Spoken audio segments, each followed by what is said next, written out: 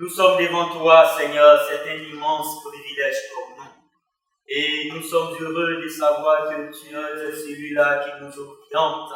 C'est celui-là, oh Dieu, qui nous fait confiance à ta parole. Merci de bénir cette parole-là qui est proclamée maintenant. Oh Dieu, et que les buts à toi assignés à chacun soient atteints, afin que ton nom de Sauveur soit dans la joie. Au nom de Jésus. Amen.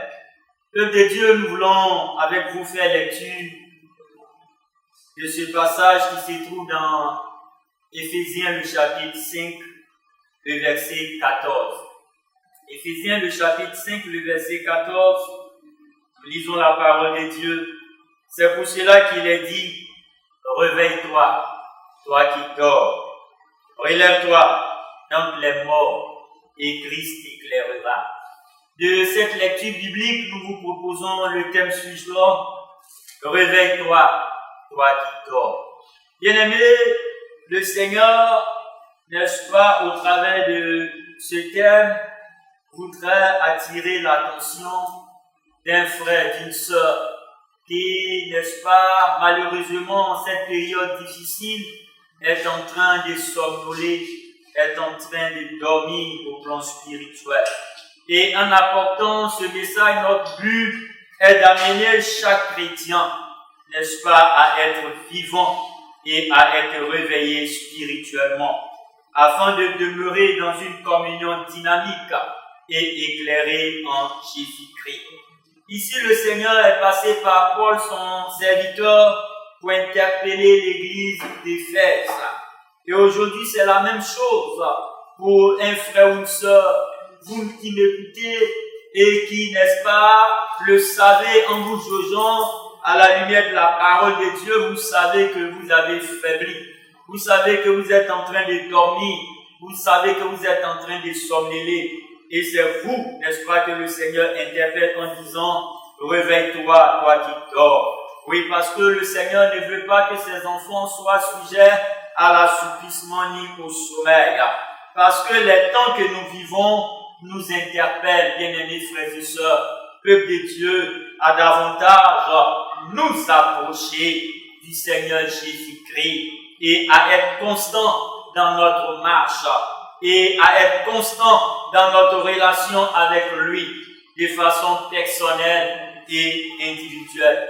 Chers frères et sœurs en Christ, peuple de Dieu, en ces temps de pandémie, n'est-ce pas, du Covid-19, malheureusement, nous voyons que certains frères et sœurs se sont laissés gagner par le découragement, le refroidissement et la tiédeur spirituelle. Ils ne prient plus, ils ne lisent plus la Bible, ils ne méditent plus la parole de Dieu et à la limite, ils n'ont aucun contact avec Dieu. En faisant ainsi, ce n'est pas bon. Et d'autres, malheureusement, vont jusqu'à être victimes de la mort spirituelle. C'est pourquoi l'Écriture déclare ceci dans Éphésiens, le chapitre 5, le verset 14. Le Seigneur interpelle ses frères et sœurs. Il dit, réveille-toi, toi qui dors. Relève-toi d'entre les morts et Christ Jésus t'éclairera. Oui, Jésus-Christ qui est cette lumière sublime, cette lumière ineffable qui éclaire, n'est-ce pas, de façon parfaite, même les ténèbres les plus épaisses. Peuple de Dieu, oui, il est important que tu sois réveillé. Il est important que tu puisses manifester au quotidien, n'est-ce pas, la vie de Dieu. Frères et sœurs, c'est pourquoi nous voulons, n'est-ce pas, que vous puissiez, n'est-ce pas, retenir ceci. Sachez-le et retenez ceci parce que c'est très important. L'heure n'est pas à l'assouplissement spirituel, bien-aimés frères et sœurs. L'heure n'est pas au sommeil spirituel, peuple de Dieu. L'heure n'est point, n'est-ce pas, à la mort spirituelle. Parce que les temps que nous vivons sont des temps difficiles. La parole de Dieu dit ceci dans Éphésiens, le chapitre 5, le verset 16, rachetez le temps, car les jours sont ouverts. Pour dire combien de fois il est primordial que les enfants de Dieu soient en éveil. Nous savons que le sommeil est le contraire, n'est-ce pas, du fait d'être éveillé. Le sommeil, c'est l'assouplissement. Et le Seigneur ne veut pas que tu sois assoupi, il ne veut pas que tu sois non plus endormi. Bien-aimés frères et sœurs, il est important que vous puissiez refuser de vous laisser distraire, n'est-ce pas? En ces temps où le Seigneur vous interpelle de façon personnelle et individuelle, refusez de vous laisser distraire par qui que ce soit, ni par quoi que ce soit, en termes de sommeil spirituel, en termes d'assouplissement spirituel, voire même en termes de mort spirituelle. En réalité, rien ne doit, chers frères et sœurs, t'amener à quitter la merveilleuse, glorieuse présence du Seigneur. Parce que celui qui ne prie plus, celui qui n'arrive plus à lire la Bible, ni à la méditer, celui qui n'arrive pas à être dans une communion dynamique et intense avec le Seigneur, est en train de quitter malheureusement cette présence glorieuse, cette présence salvatrice du Seigneur. Et le Seigneur qui t'aime, parce que tu es son enfant, ne veut pas que tu quittes sa présence. Pour ce faire, chers frères, chères sœurs, peuple de Dieu, il est important que chaque enfant de Dieu soit et reste réveillé et vivant spirituellement. C'est en cela que le peuple de Dieu, n'est-ce pas, a besoin de ces éléments qui sont primordiaux que le Seigneur met à la disposition de chacun de ses enfants parce qu'il nous aime pour maintenir le cap, pour demeurer dans sa présence et, n'est-ce pas, avancer dans cette croissance remarquable qui réjouit son cœur de Dieu. Permettez-moi de mentionner 3 éléments qui sont importants, oui, et qui aident tous ceux et celles qui ont ce fardeau de grandir, de demeurer éveillés, tous ceux et celles qui ont à cœur d'être dans cette dynamique du réveil et d'être vivants au plan spirituel. Ces 3 aspects que nous mentionnons sont importants pour leur présence dynamique au devant du Dieu de la vie qui est Jésus-Christ. Le premier aspect que je veux souligner ici et maintenant, c'est la prière. Vous savez, la prière est très importante dans la vie du chrétien. Par la prière, Dieu offre à ses enfants, n'est-ce pas, cette merveilleuse grâce de communier avec lui. Et c'est en cela que dans 1 Thessaloniciens, le chapitre 5, le verset 17, l'Écriture déclare « Priez sans cesse ». Bien aimé, la prière, elle est importante. Et chaque chrétien, chaque enfant de Dieu, à titre personnel, doit avoir des moments avec son Dieu, des moments de communion, des moments de partage, des moments, n'est-ce pas, d'intimité avec le Seigneur Jésus. Et cela n'est possible que par l'entremise de la prière. Nous le savons, un chrétien qui ne prie pas somnole et vient, n'est-ce pas, à être assoupi. Un chrétien qui ne prie pas, malheureusement, s'il demeure dans cette cadence, viendra à mourir spirituellement. Et un chrétien qui ne prie pas est menacé parce que nous le savons, la prière est la respiration du chrétien. La prière est la respiration des enfants de Dieu. Et la parole de Dieu nous donne Jésus en exemple. Voyez-vous, le Seigneur, pendant tout son pèlerinage sur cette terre, nous a montré l'exemple à suivre. Il a été, n'est-ce pas, celui qui priait de façon constante. Et nous savons que tout ce que Jésus a fait, il a fait en s'appuyant, n'est-ce pas, sur des moments intenses de prière. Marc, le chapitre 14, le verset 23, et Luc, le chapitre 6, le verset 12, nous en donne un exemple parmi tant d'autres dans la parole de Dieu. Jésus priait intensément. Et nous aussi, nous devons être, n'est-ce pas, sur cette trace. La prière personnelle, la prière intense, la prière individuelle. Elle nous permet, n'est-ce pas, de ne pas dormir. Elle nous permet de ne pas être assoupis spirituellement. Bien aimé, le second aspect que je veux mentionner ici et maintenant, qui n'est pas des moindres, c'est la lecture de la parole de Dieu et la méditation de cette sainte parole.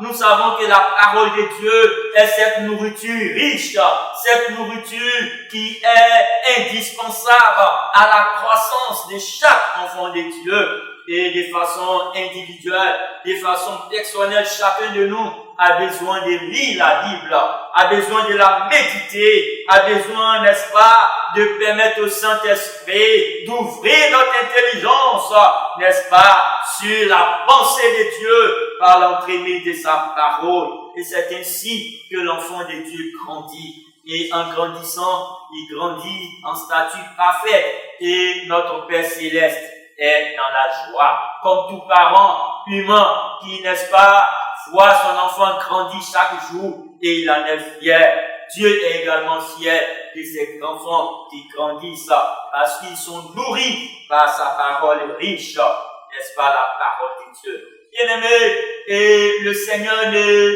cache pas cela à ses enfants. Il donne à chaque chrétien ce secret. Ce secret est contenu, n'est-ce pas, dans ce commandement. Il a dit en son temps à Josué. Aujourd'hui, c'est la même chose qu'il te dit, chers frères, chères sœurs, dans Josué, le chapitre 1, le verset 8.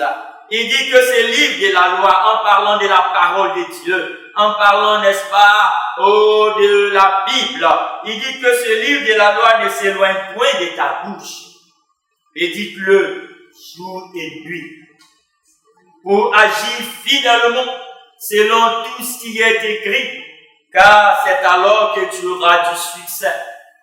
Dans tes entreprises, c'est alors que tu réussiras. Ici, nous découvrons que la parole de Dieu est, n'est-ce pas, le secret de la réussite.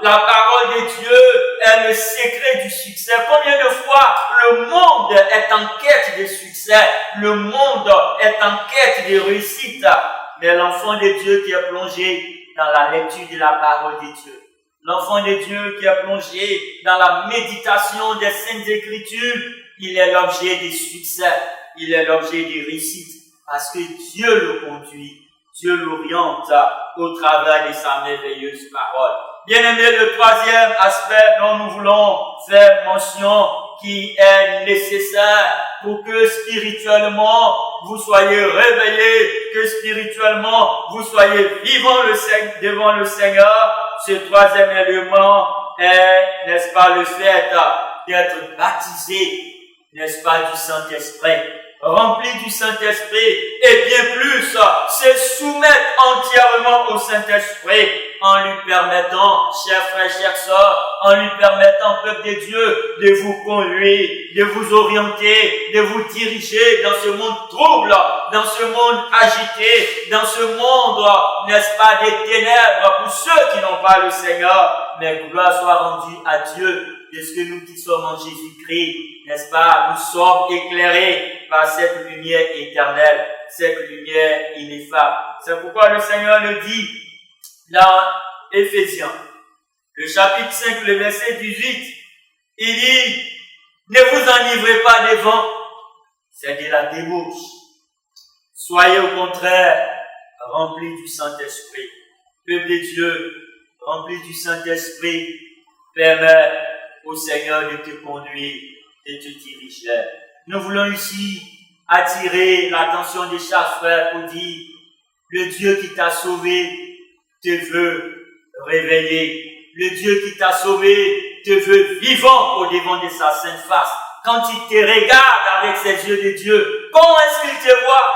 Il veut te voir réveillé spirituellement. Il veut te voir, n'est-ce pas, vivant spirituellement au devant de sa face. Frères et sœurs, peuple de Dieu, par le Saint-Esprit, refusez le sommeil spirituel.